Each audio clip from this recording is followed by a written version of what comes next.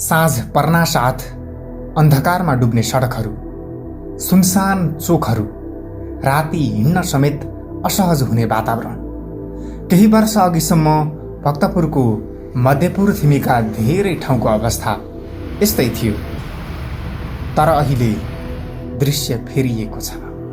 रात्रिकालीन समयमा अन्धकार हुने समयमा रातभरि बत्तीहरू बल्ने र आवाजावत पनि धेरै सहज भएको महसुस पाएकोले हामीले बाँकी ठाउँहरूलाई पनि कसरी उज्यालोमय बनाउन सकिन्छ भन्ने हिसाबले छुटपाटको पनि हामीले एउटा एस्टिमेट गरेका छौँ। त्यो पनि निकट दिनमै हामीले त्यो बत्तीको व्यवस्थापन गर्दैछौँ। सडकहरू झिलिमिली छन्, मुख्य चोकहरू उज्याला बनेका छन्। मध्यपुर थिमीको ऐतिहासिक र सांस्कृतिक सम्पदा क्षेत्रहरू पनि रातको समय चम्किन थालेका छन्। ऐतिहासिक तथा सांस्कृतिक पहिचान बोकेको मध्यपुर थिमी नगरपालिकालाई अझ सुरक्षित, व्यवस्थित र आकर्षक बनाउने उद्देश्यसहित नगरपालिकाले विद्युत प्राधिकरणसँगको सहकार्यमा सुरु गरेको थियो उज्यालो मध्यपुर अभियान। यो हाम्रो मुख्य सडकहरू हामीले लगभग हामीले अत्यन्त राम्रो सुन्दर सडक छन्, तर रात्रिकालीन दुर्घटनाहरू बढी बढ्ने भएको कारणले नगरपालिका र नेपाल विद्युत प्राधिकरण बीच एउटा सम्झौता गरेर हामीले अहिले लगभग चाहिँ 16 किलोमिटर सडकहरूमा स्ट्रिट लाइट हामीले हालिसकेका छौँ। आर्थिक वर्ष 2080-81बाट सुरु गरिएको यस अभियान अन्तर्गत नगरपालिकाभित्र मुख्य सडक, चोक तथा सम्पदा क्षेत्रमा अत्यधिक स्मार्ट सडक बत्ती जडान सुरु गरिएको हो। सडक उज्यालो बनाउने मात्र होइन, मध्यपुर थिमीको सांस्कृतिक पहिचान झल्काउने डिजाइनयुक्त बत्तीहरू पनि जडान गरिएका छन्। यस्तै नगरपालिकाका मुख्य सडक तथा भित्री बाटोको सुरक्षाका लागि सीसीटीभी क्यामेरा पनि जडान गरिएको छ। र बाँकी परम्परागत क्षेत्रमा हामीले ऐतिहासिक हाम्रो चाहिँ बत्तीहरू जुन चाहिँ हामीले अहिले प्रत्येक ऐतिहासिक बस्तीहरूमा हामीले दलबुजा भन्छ, हाम्रो त्यो पुरानो परम्परागत बत्ती हालिरहेका छौँ। लगभग त्यो अन्तिम चरणमा छ। अहिले मध्यपुर थिमी नगरपालिकाको धेरै ठाउँहरूमा हामीले उज्यालो बनाएका छौँ। यो अभियान मध्यपुर थिमी नगरपालिका र नेपाल विद्युत प्राधिकरणको राष्ट्रिय सडक बत्ती प्रवर्धन आयोजनाको साझेदारीमा सञ्चालन भएको हो, जसमा 40% नगरपालिकाको र 60% प्राधिकरणको लगानी थियो। मध्यपुर उज्यालो कार्यक्रम अन्तर्गत हामी मध्यपुर थिमी नगरपालिकाभरि लगभग 11 किलोमिटर रोडहरूमा कसरी एउटा मध्यपुर थिमीलाई एउटा उज्यालोमय बनाउन सकिन्छ भन्ने हिसाबले हामी नेपाल विद्युत प्राधिकरणसँग 60-40 कन्सेप्टमा एउटा बत्तीहरू राख्ने कार्यक्रमहरू सञ्चालन गरेका थियौँ। लगभग त्यो बत्ती राख्ने कार्यक्रम सम्पन्न भइसक्यो। नगरपालिकाका अनुसार यस आर्थिक वर्षमा मात्रै विभिन्न सडक क्षेत्रमा 1000 भन्दा बढी स्मार्ट बत्ती जडान गरिएको छ। मुख्य सहरी क्षेत्रहरूमा हाइमास्ट बत्ती जडान गरिएको छ भने अन्य सडक क्षेत्रमा स्मार्ट एलइडी बत्ती विस्तार गरिएको छ। नगरपालिकाले सीसीटीभी क्यामेरा जडान तथा सडक बत्ती मर्मत र व्यवस्थापन, सडक बत्ती तथा सीसी क्यामेरा जडान, अर्नीको राजमार्ग सौन्दर्यकरण, ऐतिहासिक क्षेत्र बत्ती व्यवस्थापन जस्ता विभिन्न शीर्षकमा चालु आर्थिक वर्षमा बजेट छुट्याएर काम गर्यो। 6 मिटरको बाटोमा 1 लाइन होइन, 11 मिटरको बाटोमा 1 लाइन, अनि त्योभन्दा 24-25 भन्दा 2 लाइन। त्यस कारण अब हाम्रो मनारादेखि आजमा 2 लाइन छ। अब हाम्रो अर्नीको हाइवेमा चाहिँ 2 लाइनै छ होइन। त्यसपछि अब यहीँ त हाम्रो यो कोरेन अस्पताल आउने भनौँ, दिवेश्वरीबाट यता आउने छ।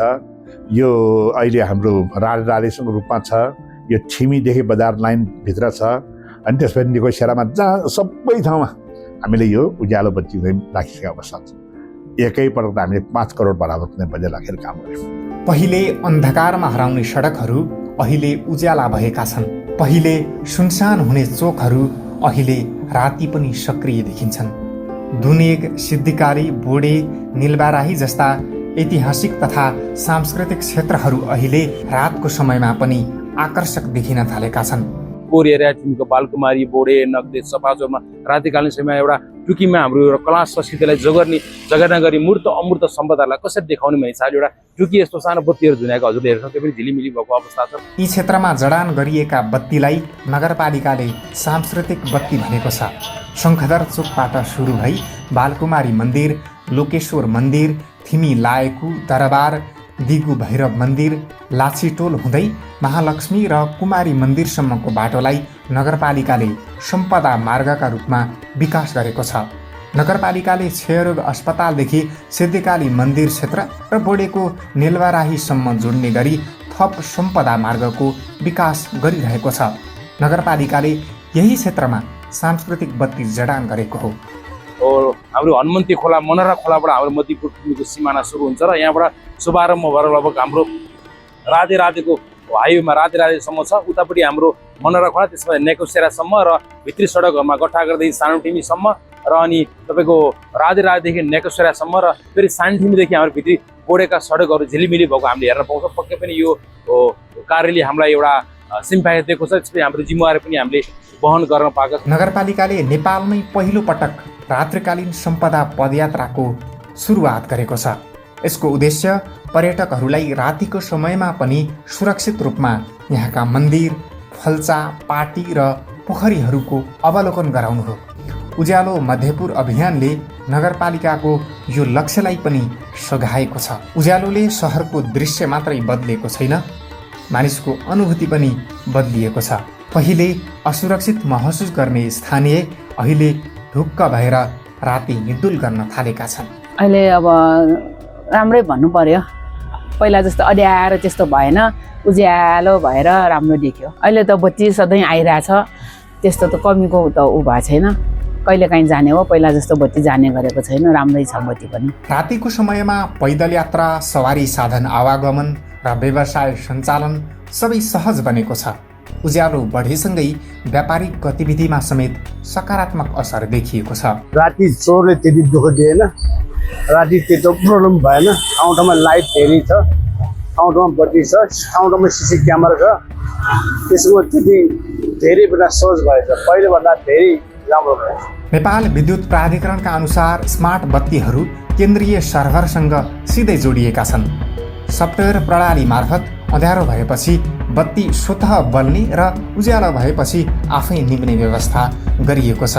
बत्ती बलिरहेको छ वा छैन, कुन क्षेत्रमा समस्या आएको छ अथवा विद्युत खपत कति भइरहेको छ, यी सबै जानकारी प्रणाली मार्फत अनुगमन गरिन्छ। यो 28वटा मिटरहरू जडान गरेका छौँ हामीले। त्यो मिटर अटोमेटिक हो तपाईँको हाम्रो यो, त्यहाँ कुनै पनि व्यक्ति गरेर स्विच अन अफ गर्ने पनि अवस्था छैन। त्यहाँबाट हाम्रो साँचो दिएको छ, त्यो बिग्रेको खण्डमा त्यहाँ अटोमेटिक तपाईँको उतैबाट कन्ट्रोल हुन्छ। यो तपाईँको सेन्सरले कन्ट्रोल गर्ने बत्ती उज्यालो भएपछि आफै निप्छ, उज्यालो भएपछि आफै निप्छ, अँध्यारोमा आफै बल्न समारोहमा हुन्छ र मिड नाइटमा बत्ती आफै टिम हुँदै जाने खालको बत्ती हो, अटोमेटिक बत्तीहरू। प्राधिकरणको फिडर प्यानल मार्फत सम्पूर्ण प्रणाली नियन्त्रण गर्न सकिने व्यवस्था गरिएको छ। सडक बत्तीका लागि छुट्टै ट्रान्सफर्मर जडान गरिएकाले व्यवस्थापन अझ प्रभावकारी बनेको छ। यति हुँदाहुँदै पनि कहिलेकाहीँ यस्ता बत्तीमा समस्या देखिन्छ नै, तर त्यसको समाधानका लागि वडा तथा नगरपालिकाका जनप्रतिनिधि तम तयार छन्। अझ पनि कति ठाउँमा छुटपुट भएको हुनाले त्यो छुटपुट खाने व्यवस्थापन हामी नयाँ प्रयोग सुरु गर्दैछौँ। हामीले जति पनि बत्तीहरू राखेको अवस्था छ, त्यो बत्तीहरू इन्स्टलमेन्टको काम पूर्ण रूपमा सकिसकिएको छ, तर काहीँ चाहिँ अझ पनि बत्तीहरू बल्ने निम्ने टेक्निकल प्राविधिक समस्याहरू भएको कारणले गर्दा हामीले समिति निकायसँग समन्वय गरेर कामहरू गरेका छौँ। तर अहिले यो बत्ती राखेपछिको मध्यपुर र बत्ती राख्नुभन्दा अगाडिको मध्यपुरमा हामीले धेरै चेन्जहरू आभास पाएका छौँ, जसले गर्दा एउटा मध्यपुरको सडक त उज्यालो भएको छ, त्यसमाथि पनि यसमा यसले धेरै नै दुर्घटना पनि न्यूनीकरण गरेको छ भने वरिपरि बस्न भएका टोलवासी नगरवासीहरूले पनि धेरै राहतको महसुस गर्नु भएको छ। उज्यालोसँगै नगर क्षेत्रमा सुरक्षालाई पनि प्राथमिकता दिइएको छ। नगरपालिकाले सम्पदा मार्गका सबै ठाउँमा विभिन्न क्षमताका सीसीटीभी क्यामेरा जडान गरेको छ। प्रत्येक चोक गल्लीमा सीसीटीभीले 24 घण्टा निगरानी गर्छ। यसले रातिको समयमा हुने दुर्घटना, चोरी तथा असुरक्षाका घटनालाई न्यूनीकरण गर्ने अपेक्षा गरिएको छ। मध्यपुर थिमीमा अहिले सडक बत्ती जडानसँगै सहरी व्यवस्थापनका अन्य काम पनि अघि बढिरहेका छन्। अव्यवस्थित विद्युत तथा सञ्चारका तार व्यवस्थापन गर्ने, सडक किनारमा वृक्षारोपण गर्ने र सार्वजनिक स्थानलाई व्यवस्थित बनाउने योजना नगरपालिकाले अघि सारेको छ। मध्यपुर थिमीका बिस्का जात्रा, जिब्रो छेड्ने जात्रा, नेलवाराही नाच जस्ता परम्परालाई संरक्षण र प्रवर्धन गर्दै सम्पदा क्षेत्रलाई रातको समयमा पनि आकर्षक बनाउने प्रयास भइरहेको छ। अब यहाँका सम्पदाहरू दिनमा मात्र होइन, रातमा पनि चम्किन थालेका छन्।